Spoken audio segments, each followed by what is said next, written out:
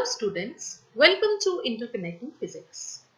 Today I will explain you about energy stored in a capacitor, common potential and loss of energy on sharing charges.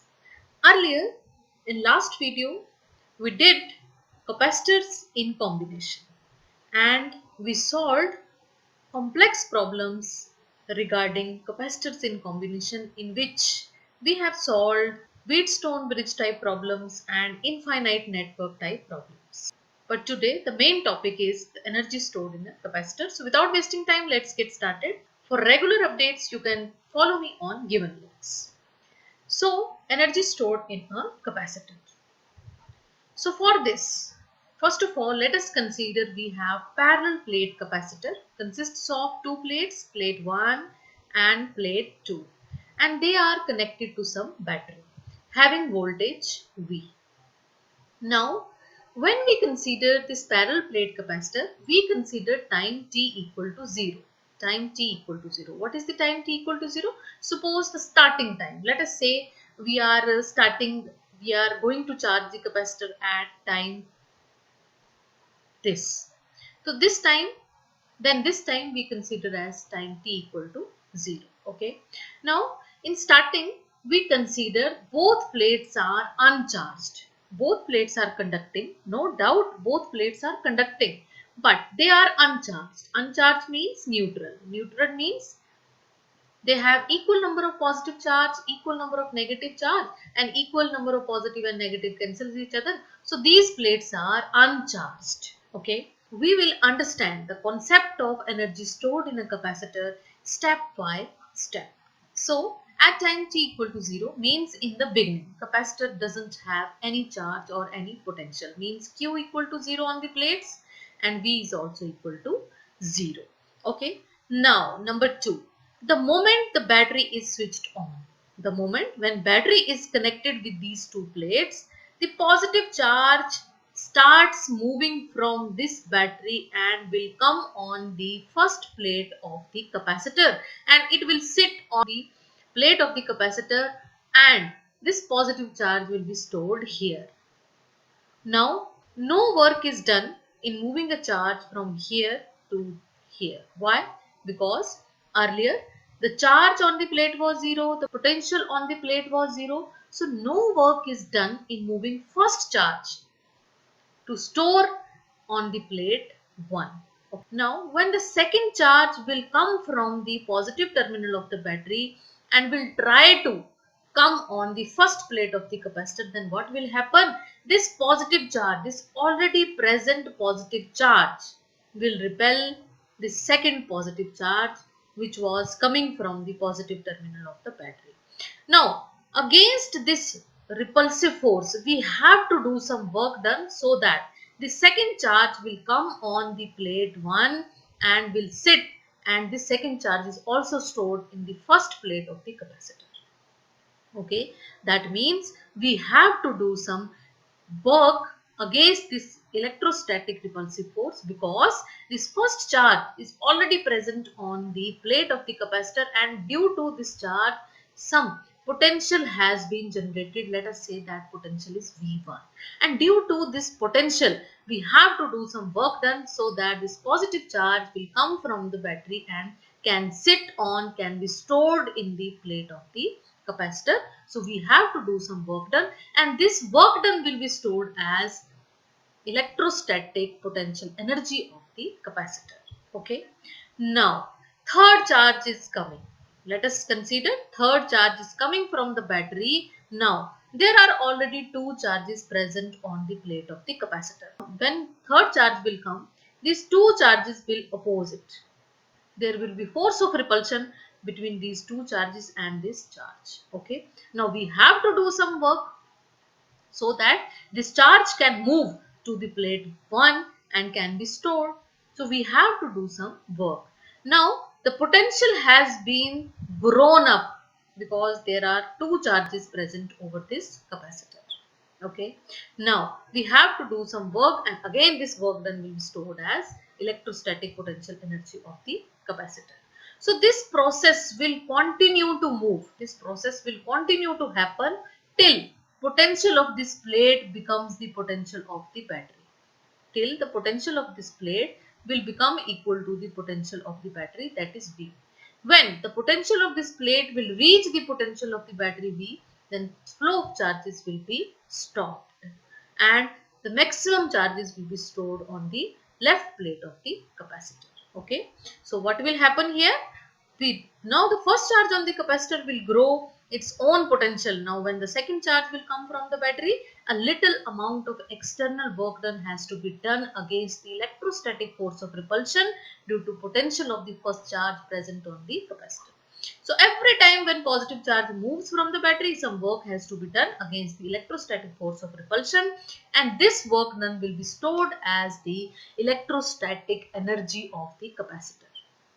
Okay, now the charge will keep on moving and the potential will reach its maximum when the potential of the capacitor will be equal to that of battery. That means that when the potential of this plate will be equal to the potential of the battery, the charge will be stopped. Okay. Now, as the storage of charges increases, because one by one we are storing the charge in the capacitor one by one. So, mean charge increases, voltage of capacitor increases, that means energy of the capacitor increases every time. So we have to calculate this energy. For this, let us consider a small amount of charge is stored in the positive plate of the capacitor. Means the charge which was moving from the positive terminal of the battery, we considered that charge as dq. Small charge is moving, every time small charge is moving, and the total charge at last will become q. Total charge at last will become q. Okay, and a little, because small charge is moving from battery to plate, that means small work has to be done in order to overcome this repulsive force between the two positive charges. Okay, so that means work done, small work done is equal to V into dq. Now the total work done will be integration of dw. Okay, and dw is V into dq and the limits from 0, because earlier we considered charge on the plates of the capacitor is 0, they are uncharged, and at last the charge of the plate becomes q. The total charge of the plate is q. Now according to definition of the capacitance, q equal to cv, that means V equal to q divided by c. Put this value here and take the constant terms outside, that is 1 over c is constant. We have taken outside from the integration. Integration of q into dq. Let us discuss. We know the formula for integration, xn dx is equal to x raised to power n plus 1 divided by n plus 1. Now here q into dq, here the power of q is 1. So integration is 1 plus 1 divided by 1 plus 1, that is q square divided by 2. So that means W equal to q square divided by 2c. Okay, now this work done is stored as electrostatic potential energy of the capacitor, and this energy is denoted by capital U, and the U is q square divided by 2c. Now we know that q equal to cv. When we put the value q equal to cv, we get the relation U equal to 1 over 2 cv square. Okay, and when we forget value of q and we put the value of c, which is if q is equal to cv, then c equal to q divided b, then the potential energy becomes half into qv. So it means there are three relations for electrostatic potential energy stored in a capacitor, that is q square divided by 2c, half cv square, half qv, and mostly we use this relation in as energy stored in the capacitor, and this relation correlates with the kinetic energy formula, which is half mv square, where m was constant mass of the body, here capacitance is constant, here velocity, that is a movable quantity, here potential is the quantity. Okay. Now you see the energy stored in the capacitor, the energy which is stored in the capacitor is in the form of electric field between the plates of the capacitor. Okay, the energy stored in the capacitor is stored in the form of electric field between the plates of the capacitor, and the direction of electric field from positive to negative charge, from positive to negative charge. Okay, so always remember, in case of capacitor, energy stored in the form of electric field between the plates of the capacitor. Now come to the next topic, that is electrostatic energy density in a parallel plate capacitor. You know what is density? Simple density, which is mass divided by volume. and this is called as mass density. Now we have to calculate energy density. So energy density we can write as energy divided by volume. Okay, if we divide the energy of the capacitor by the volume of the capacitor, we will get the energy density.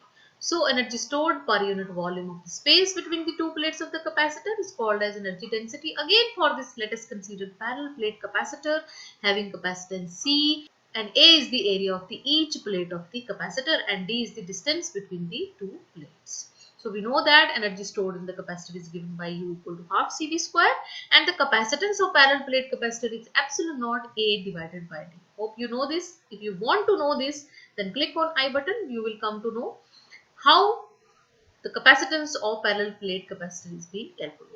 Okay, and the potential difference is given by V equal to ED. How? Because we know that electric field is equal to negative of potential gradient. Okay, if we take magnitude on both sides, this negative sign will be lost and we get E equal to dV upon dr. If in case of capacitor, potential difference is denoted by V and distance between two plates is D, then V will be equal to E into D.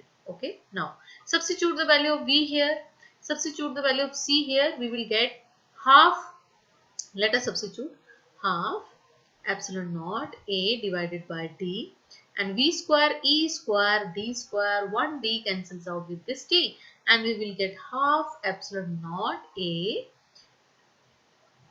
D E square, and this AD, area into one extra length, becomes volume of the capacitor. So result is half epsilon naught E square into V. Now divide this energy by V, we will get energy density which is denoted by UD.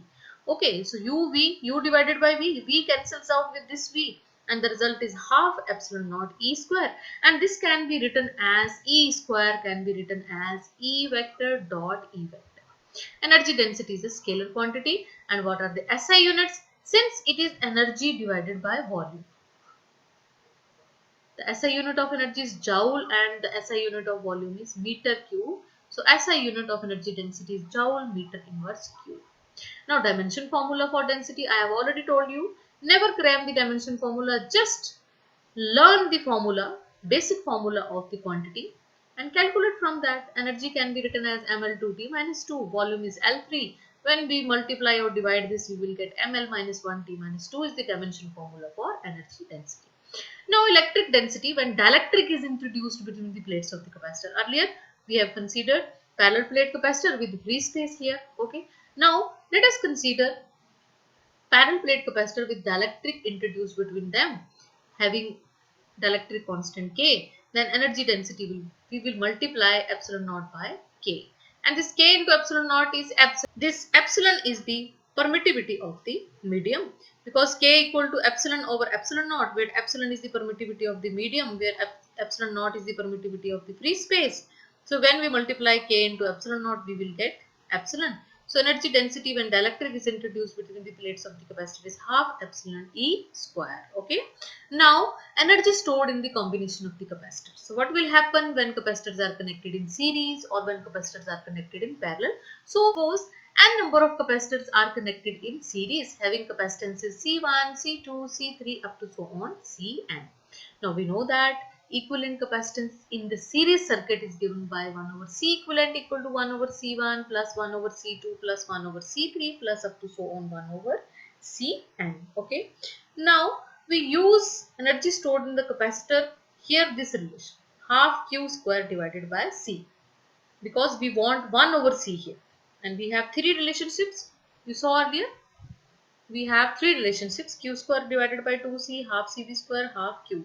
Here we are going to use this relation, that is Q square divided by 2C, and half Q square is separated and put the value of 1 over C which is given here. This 1 over C is C equivalent. Okay. So when we put the value, we get half Q square over C1, Q square divided by 2C, Q square divided by 2C3 up to so on Q square divided by 2Cn. Now this Q square divided by 2C1 is U1, that is energy stored in the capacitor 1, because we have this type of diagram series. Okay, that is, right plate of the first capacitor is connected to the left plate of the second capacitor. Right plate of the second capacitor is connected to the left plate of the third capacitor, and so on, and they are connected to some battery. This is known as series circuit diagram for the capacitors. Okay, now Q square divided by 2C1 is the U1 energy stored in the first capacitor, U2 is the energy stored in the second capacitor, U3 is the energy stored in the third capacitor, and Un is the energy stored in the nth capacitor. So relation is U equal to U1 plus U2 plus U3 plus up to so on Un, that is, total energy in the series combination of the capacitor is the energy stored in the individual capacitors respectively. It is the sum of the energy stored in the individual capacitors. Okay. Now, when capacitors are connected in parallel, suppose we have n number of capacitors. Capacitor 1, capacitor 2, capacitor 3 up to so on capacitor n. Okay. And they are connected. One like this, this, like this, and like this, and left terminal of all the capacitor is connected to positive terminal of the battery, and right plate of the capacitors connected to negative terminal of the battery, then such type of configuration we call as parallel combination of the capacitors. Now in this case, equivalent capacitance is C1 plus C2 plus C3 up to so on plus Cn. And here we are going to use this relationship, half CV square, because we want only C. Okay. So C square can be separated out, put the value of C equivalent, and we get half C1 V square, half C2 V square, half C3 V square, half C4 V square. Okay. Now, this C1 V square. One more important point here, because in case of parallel combination, voltage remains same. So here voltage is same for everyone. You see here. Okay. Now you see, in series combination, charge is always same. In series combination, charge is always same. You see here, charge is always remain same. Charge is always same. Okay. So now C1 V square is the energy of the first capacitor, C2 V square energy of the second capacitor. So that means U equal to U1 plus U2 plus U3 plus up to so on Un. That is, it is the sum of the energies stored in the individual capacitors, that U1, U2, U3 plus up to so on Un. So this was all about the energy stored in the capacitor, energy density, energy in the combination of the capacitor. Now let us see effect of the introduction of the dielectric between the plates of a capacitor on the energy stored in a capacitor. Okay. Now let us consider the capacitor and some dielectric is introduced between the capacitor. So what will happen to the energy? Okay. So let us consider a capacitor having charge Q naught and C naught in the absence of dielectric medium. In the absence. Okay. And we know the energy stored in the capacitor is U naught equal to half Q naught square divided by C naught. Okay. Now, let us say dielectric is introduced between the plates of the capacitor and battery is disconnected. Okay. Earlier, there was some battery connected. Here, we disconnect the battery. The key is open, switch is open. Okay. Now, what will happen?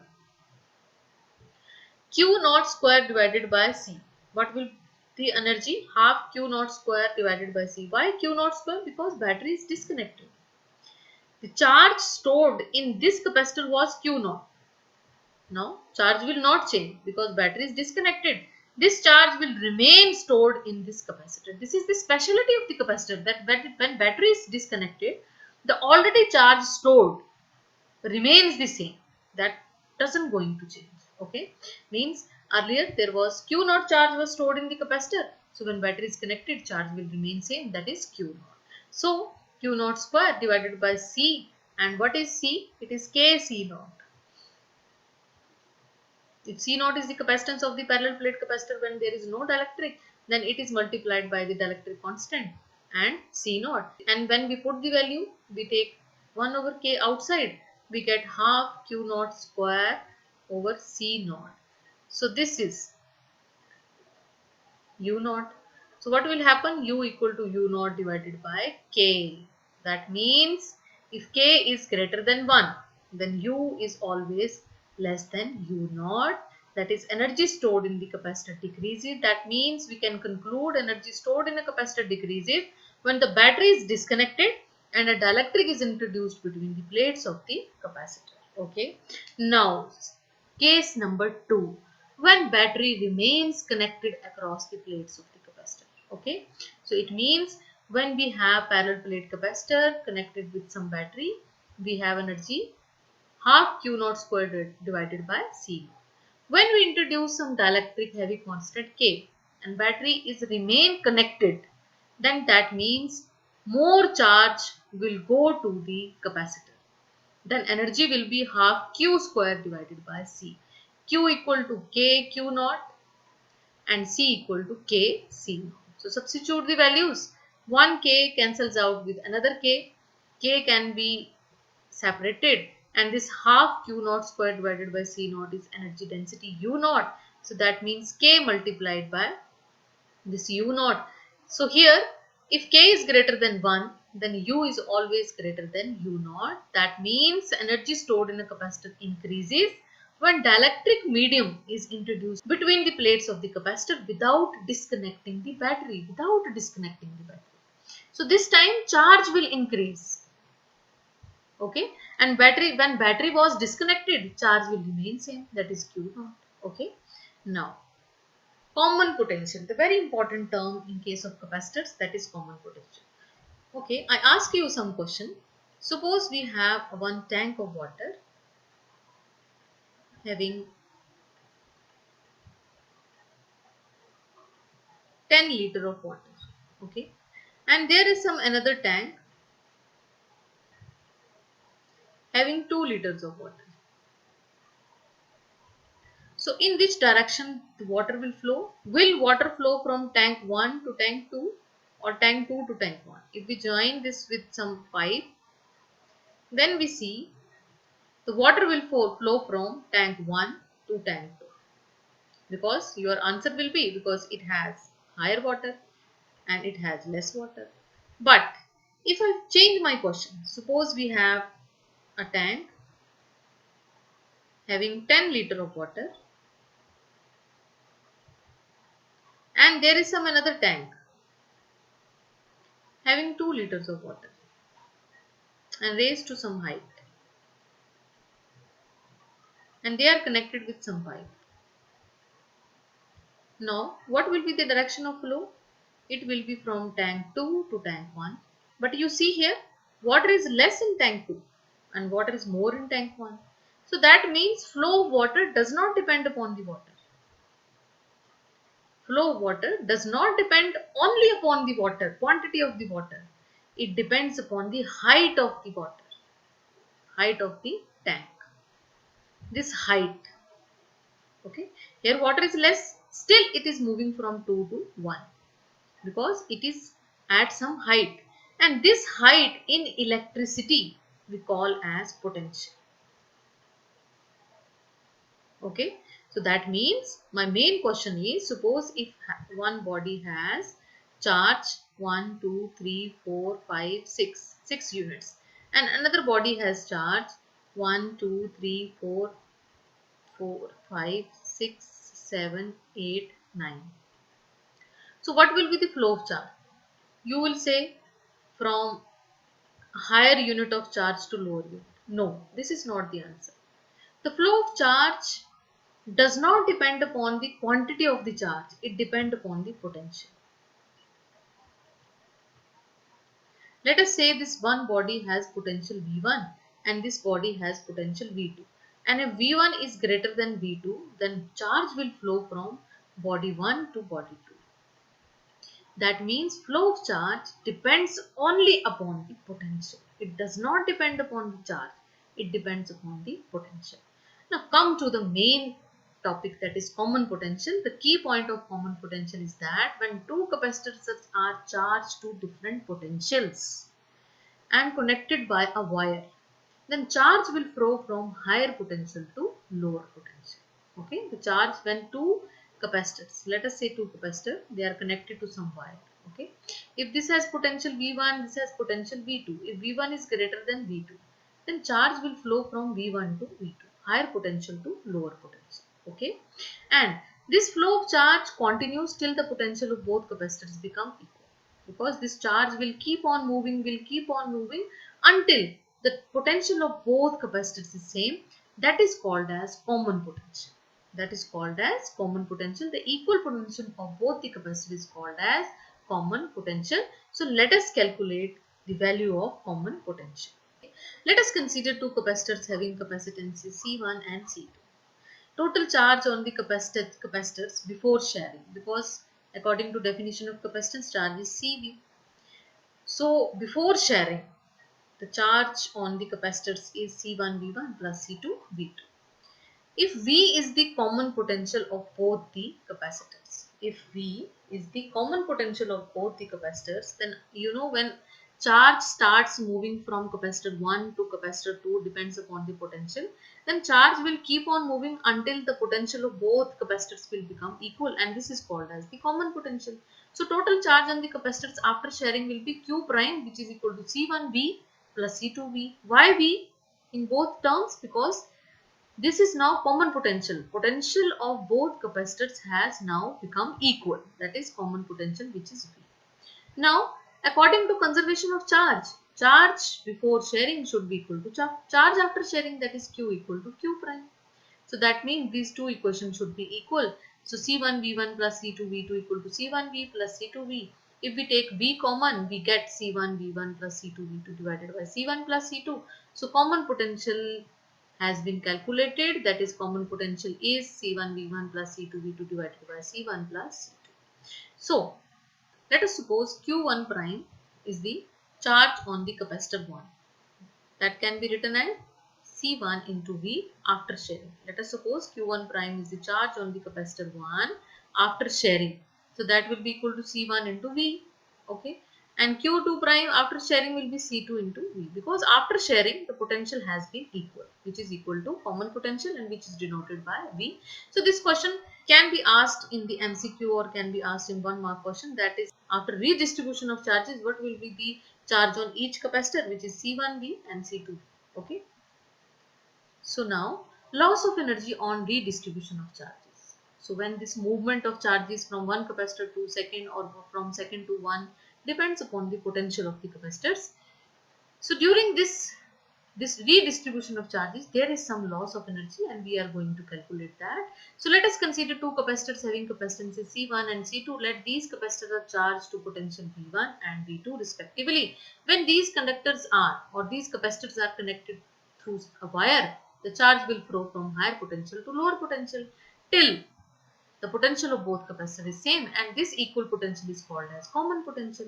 So let us calculate some loss of energy on sharing the charges. Electrostatic energy of two capacitors before sharing. Okay, it is U1 plus U2. If U1 is the capacitance energy stored in the first capacitor and U2 is the energy stored in the second capacitor, then it is half C1 V1 square plus half C2 V2 square. Now, charge starts moving from higher potential to lower potential, and it will keep on moving till the potential of both capacitors is equal. That is common potential, which is denoted by V. So after sharing, the energy will be U prime, which is C1 V square plus half C2 V square. So V square can be common, and value of V is C1 V1 plus C2 V2 divided by C1 plus C2. If we put this value here, we will get the energy after sharing is half C1 V1 plus C2 V2 whole square, and this C1 plus C2 cancels out with this C1 plus C2, and we are left with only one C1 plus C2. Now energy loss delta U will be U minus U prime. Okay, so put the value of U here from here and put the value of U prime. Now take the copy and practice with me. Okay, so when we take LCM, when we put this value and this value, we take LCM half C1 plus C2.